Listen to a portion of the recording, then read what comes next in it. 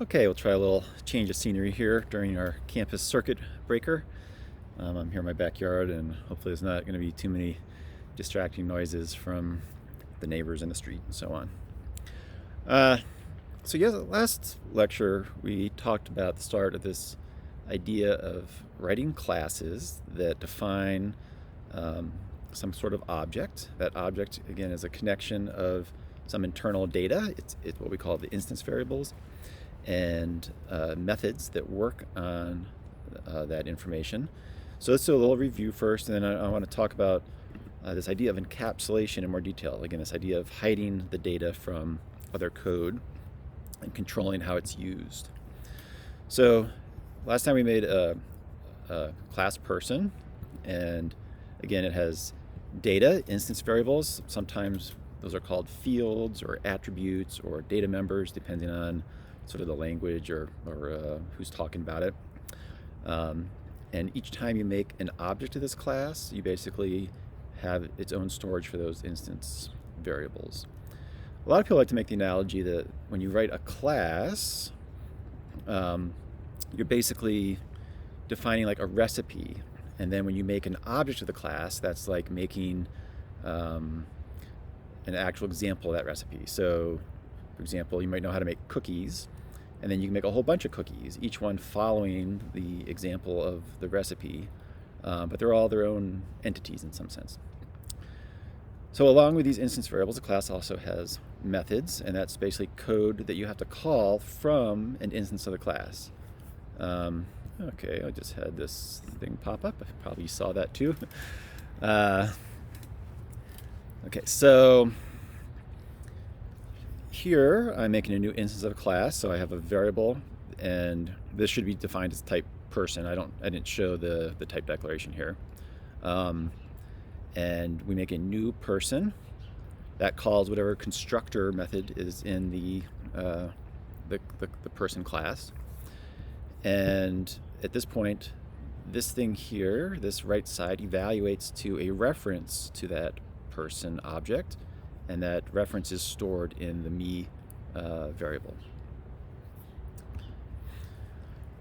If there were a talk method defined in the code for the class, then if it doesn't have the static keyword in front of it, like we've been doing so far, then you have to call it from an instance of the class using the dot notation. So we have me, which is of type person, dot, and then whatever the non-static method is here.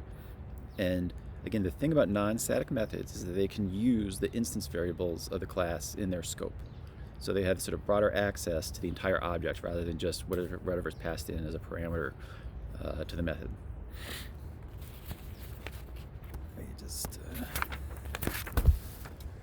Okay, so in some ways that's most of it, right? Instance variables, methods, call the methods from an instance of the object, instance of the class. Let's look at one other example of this. Maybe that's kind of tiny now. So, oops, shoot. It's gonna stay tiny. Here is an account class, so like a bank account kind of thing. Its main data is it has some sort of balance in it, right? And like when you go to a bank, to a ATM, you can ask what your balance is, and it tells you have $100 in your account or something like that. And then there's operations you can do to an account, like add money to it. You can take money out of it, and you can find out how much is in there. So again, this is a very condensed little class. I put everything on one line where it fit and so on, just so it fits on a slide. So here's the instance variable. It holds a double value. Here is a constructor for the account. Again, it's the same name as the class. And you basically say how much money you're going to start off with initially. Usually when you open an account, you put in some amount of money that starts it off. And we are assigning that initial value to the balance, right? So this initial value is the parameter. This balance here is the instance variable. And we are setting this instance variable equal to that. Down here in main, I'm actually using the class. So I make a variable savings of type account, and I make a new account object and assign it to that. And I started off with $100, right? as a next step, I have these three methods in the class: get balance, which tells us how much money is in there; deposit, so I want to add some amount of money to the account; and withdraw, and I want to take money out of the account. So I either add to the balance or subtract from the balance.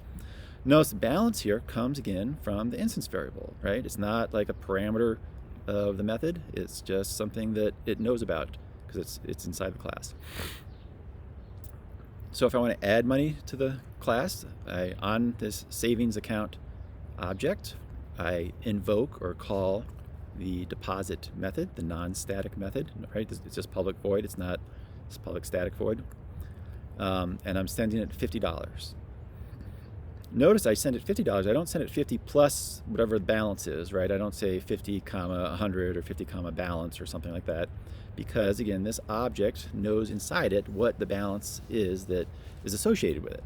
So this savings thing already knows about the $100 that's in balance, and we're just giving here the amount that it's changing by. So I'm depositing $50 and I add that $50 to the balance. And then I print out the get balance, and it basically returns the balance, and I can see what's in there. Right, so that's a very typical interaction, but notice it's very different from me having to track what the balance is and send that as a argument to the method call, and sort of is that the savings account balance or the checking account balance. That object has it stored internally and knows about it, and we can just ask the account to do certain kinds of operations on it, add to it, subtract from it, report on it. And again, that mindset of just asking the object to do things to stuff it already knows about is sort of the key to object-oriented programming. So this would print hopefully $150, right? We started with 100 and add 50, and that should be 150. Here's a slight variation. It's the same account class and same methods on it. Here I am making a savings object with $100 in it, and here I'm assigning that first savings account to this new instance of the class, this new object of the class called checking. And the question is, what does that do? All right? Well, it does actually the same thing that equal does for all the other objects we've seen so far. It takes the reference from savings and assigns it to checking, which means both of them reference this same account object. Because of that, if I deposit $50 in checking, and then I print out savings, this would also print out $150 because we took the $100 originally. Checking and savings both look at the same account, even though they have different variable names. We deposit into this checking object, which is still the same as the savings object because they share the reference. And so when I print out savings, it says 150 as well. So that again seems like a bad thing in some ways because it's confusing. But if instead of having two objects like this in main, and instead I pass savings to some other method and do something to savings in that method, that actually changes the original savings object as well because they share a reference there, right? It's the reference that's passed to the method, not a copy of the object itself. So it lets methods work on these objects kind of naturally, and that's sort of why this happens like this. Okay, so why these classes and objects? As your code and your projects get more complicated, you need to work harder to maintain how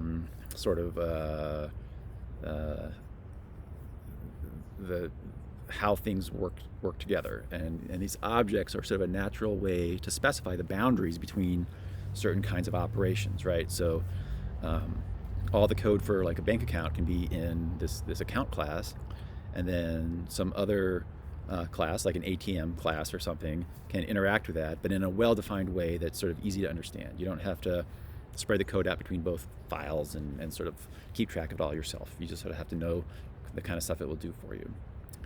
So another point is that we want to put a barrier around that data. Certainly if you're a bank account, you want to be well protected and not let sort of random code go in and change it. Otherwise I'll just add $1 billion to my account, right?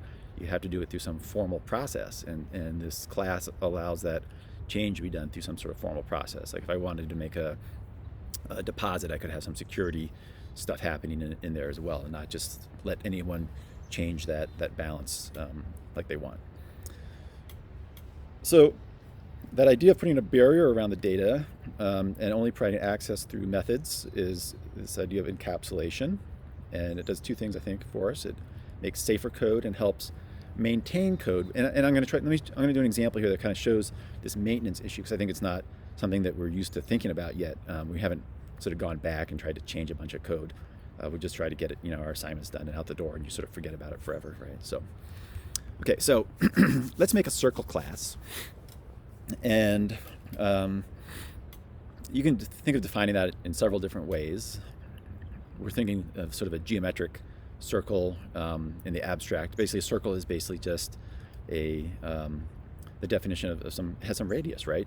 That defines how big a circle is, and that's all you need to know. In a different kind of package, maybe you want to know like where its center is as well. But at its most basic, a circle is basically just a radius. So we're going to add in the instance variables, right? And this is every time you make an object, an instance of this circle class. Oops, I did it in main again. This main is getting me confused. Why is this over 2? Something is okay. So ignore main.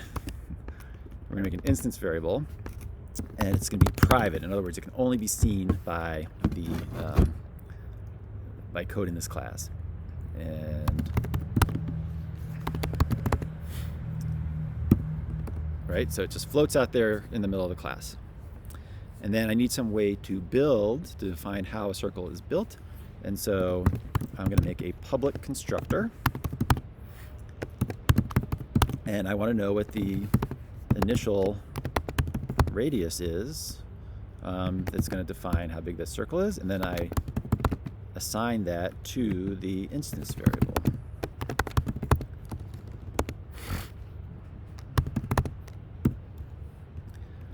Right, so again, these constructors are often kind of boring looking. You basically have all your instance variables and you have parameters that match up with those, and you just sort of go down and assign them. And again, you can have a little logic in there at some point, set up a network connection or something like that if that's what your class is doing. But fundamentally, it's just this mapping of where you're trying to put all the data of the class into some sort of consistent internal state. In other words, some valid form of it. Okay, so that's sort of all we need to kind of get going on this class, and we can start using it by making new examples of this. So I might have a circle C1 equals a new circle with a radius of 5, and that's fine. Notice here, it's always sort of funny having this main here. Main is typically, again, where you sort of set up how your overall program works. And sometimes, like a circle class might not really have a purpose on its own, but a purpose in some other code, right? Like it's not like I have a circle program, yay, what am I gonna do with my circles, right? It's gonna be part of some larger program, like a geometry package or a game or something like that. So you don't always have code in main in a class. In fact, you can get rid of it altogether. You just can't run that file then. But let's make another circle.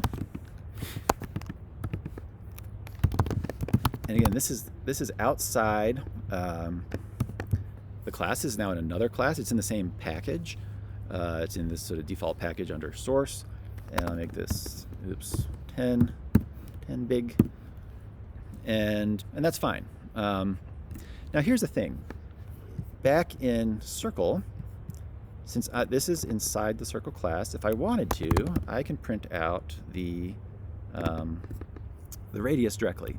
And I access that instance variable or field through the dot notation. So I could say c1.radius, and that is going to give the value that's stored in there, which is 5. And when I run this, it prints out 5, right?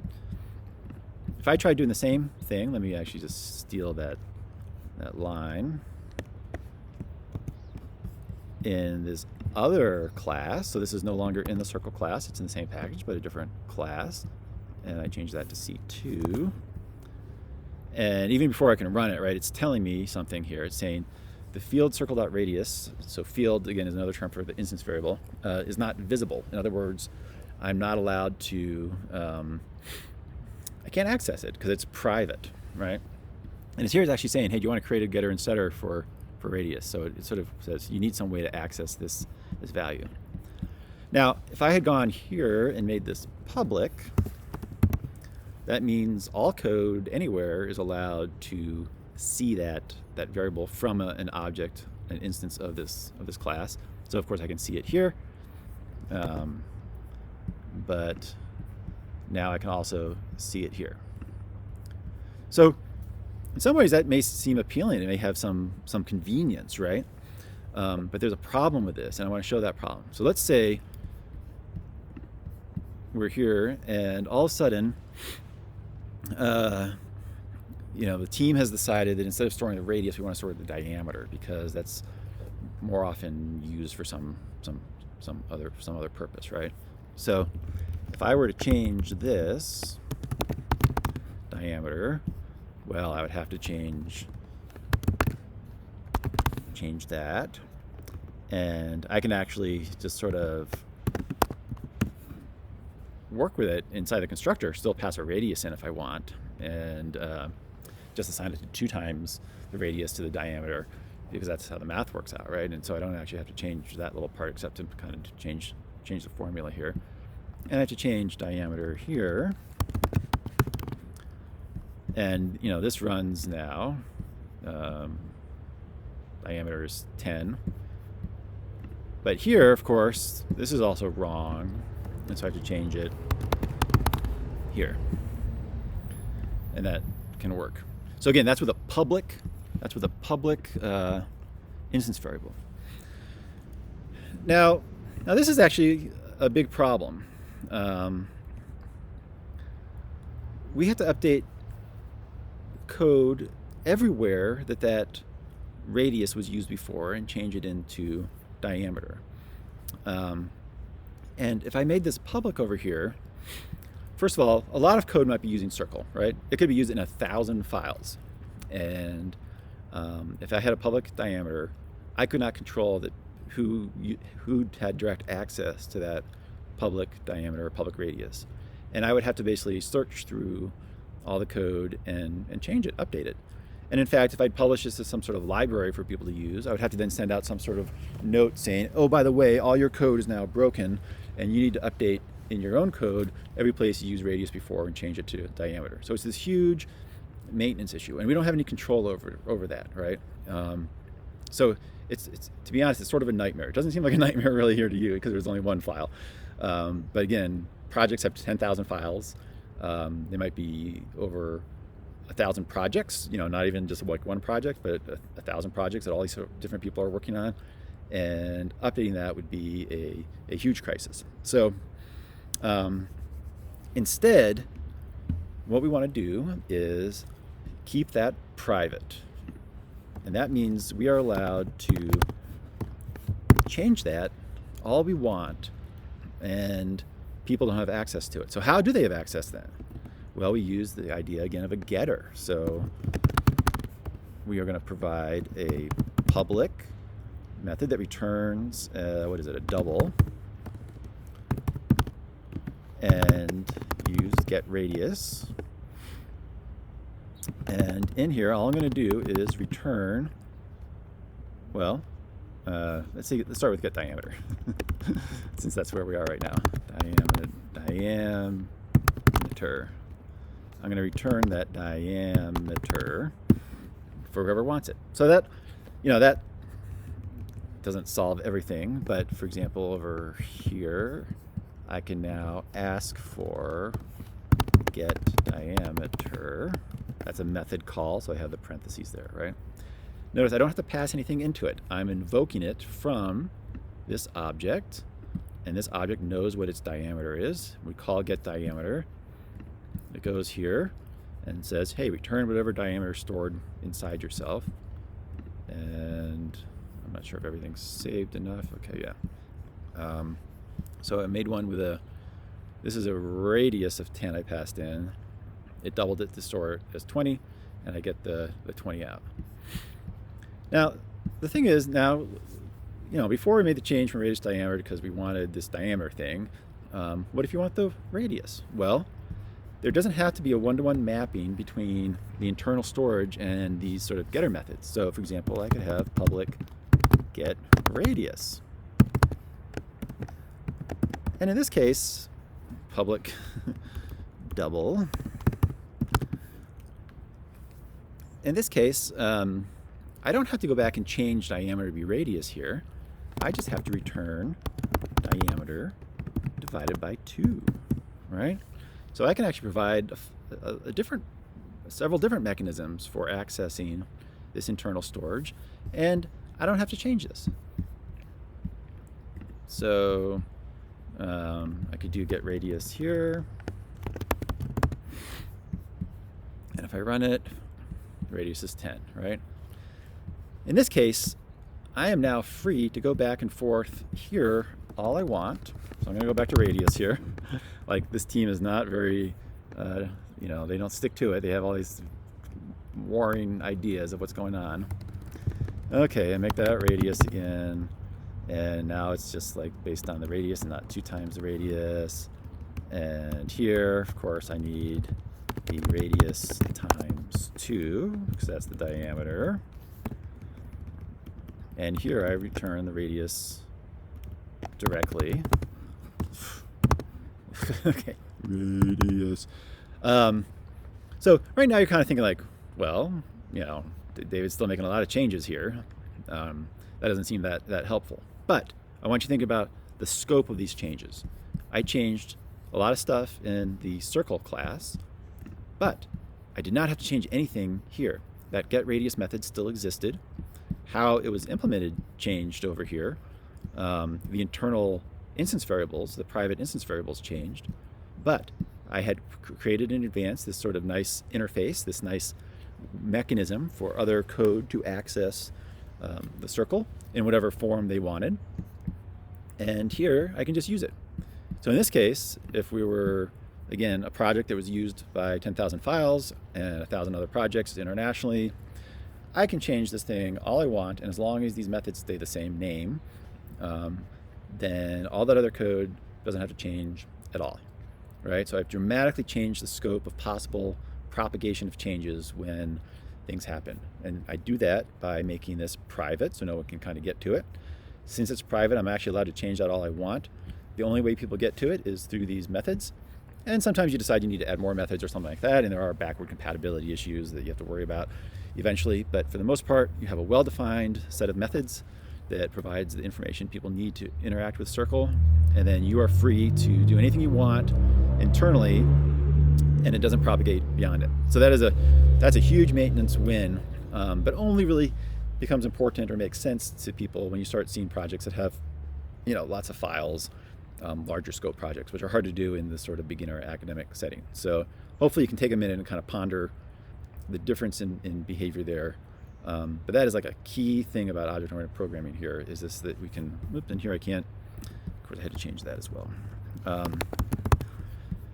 There's a difference between changing one file a whole bunch and not have to change it anywhere else, and the other is change one file a whole bunch, but you have to update every other file that somehow it interacts with that file. Okay?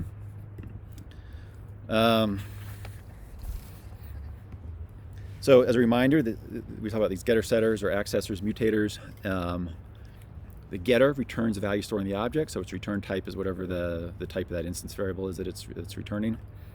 A setter modifies the value stored in an object, and again, you often pass in a value that's the same type or same kind of thing as you're setting it to, but it's a void return type. So here, if I wanted to do a public void set radius, it would need a new radius coming in, and I set the radius equal to the new radius. Notice, again, I can provide some flexibility in interface to this. So I can set the diameter diameter and diameter. We don't have a diameter instance variable, but it's a circle and it has a diameter, right? And I'm going to take the new diameter divided by 2 and assign it to radius. All right, so I can again kind of do a little work for people and let them set whatever they form of the same thing they want. These are connected to each other, obviously. And one sets the radius directly, the other one does a little math on diameter to figure out what the radius should be and sets it like that.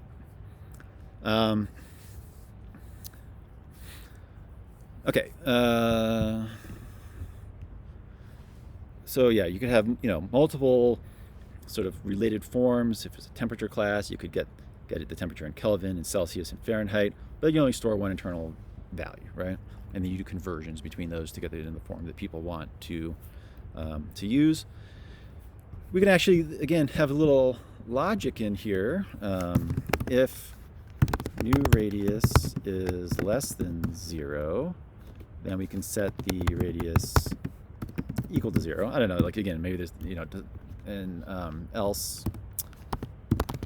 give it the value that we want. So here we're doing a little logic to say if you pass in some negative radius value, we're just going to clamp it to 0. Whether that's the right answer, in the larger scope of the project, it depends on certain other things. But we can do little things here to kind of protect ourselves from again, bad use of our code. So we want the circle object to always be sort of internally correct or consistent. And again, if you just let people change things through a public instance variable, they can do whatever they want to it. But by providing access through this interface of getters and setters, we can again kind of guarantee certain properties of how this circle behaves. And that means other code might, maybe is easier to write or safer to write. Now, I want to remind us a little bit about scope rules. So, for example, if there's a parameter new radius, I cannot make another new radius local variable for some other reason, right? It's going to complain here and say it's a duplicate local variable new radius, and so the compiler Java cannot tell the difference between those two, so it doesn't want to let two of them exist. Now, the rules are slightly different for instance variables and local variables. So, for example, here, let me just get rid of that if statement for now. I can write something like this, but the question is which radius does it belong to? Right? It's not complaining here and saying that there is a conflict, like a duplicate name. It's complaining about something. It's saying this has no effect because this variable is allowed to be named radius even though there is an instance variable called radius, right? It's a little funny to me because Java is strict about a lot of things. And in some ways it's like, why do they even let you do this? It doesn't strike me as not necessarily a good idea. But what's happening here, I'm saying take this value radius and assign it to itself. And Java is smart enough here to say that that doesn't do anything. But the question is there some way to access this instance variable radius when there is a local variable radius or parameter as well? And there is. And so there is a keyword this. And this means the object that called the method. Okay. So when I call, I'm not calling,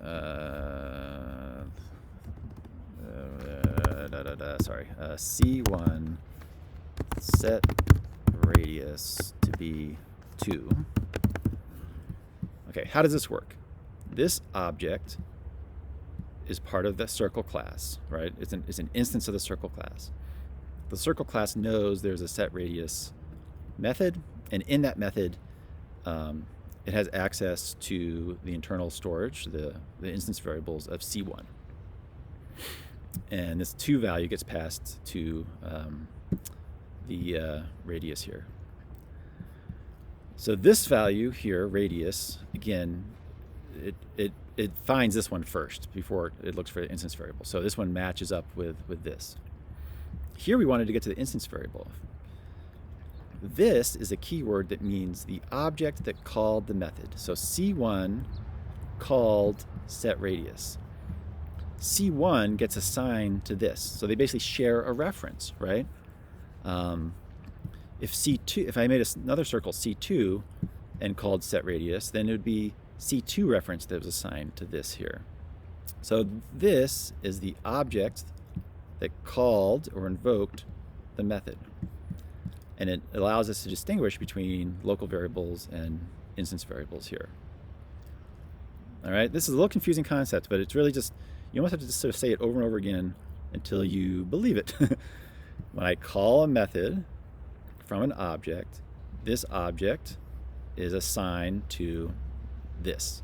And this is like just some magic keyword that stores that value, right? We don't have to define it somewhere in here. But it allows us to get access to things in a specific way, like this radius instance variable, even though there is a local radius variable here. Sometimes you want to know, like, what is the actual reference, what is the object that got sent to this method? And you can use this as in that case. We'll see that showing up at some point. This is a code style question in some ways. Some people, in order to show that this is an instance variable, like to use this in front of all of them. So anytime you use an instance variable, you should say this dot, right? Others say, hey, only use it if there's this confusing case where you need to disambiguate between the local variable radius and the instance variable. And others say, don't ever do it. Why have this dumb, conflict here in the first place? Just change the variable name so it doesn't happen. I will say, I have mixed feelings on this. Python, for example, uses the self dot keyword instead of this, and I kind of appreciate it in that context for some reason. I do find it a little extra wordy, like it kind of annoys me to see it all the time here, but it does help clarify it a little bit. But I'm kind of in the camp of only using it when necessary, I guess. But I'm not against people thinking. I would say it's a little non-standard to sort of to always put it in front of there, but I kind of get the reason for it a little bit at least. All right, so this is the object that called the method, and inside the class code you can use it as a reference to the object that called the method. All right, so again, we didn't really do anything different today than the first introduction to object-oriented programming. The main thing that I think I did here was tried to show that if this was public, code in other classes could get to it directly, and that has issues both in terms of safety, like people changing values and not putting the object into some sort of self-consistent state, and also in maintenance, in that when it's private, we can change this file all we want, and other people presumably don't have to change their code.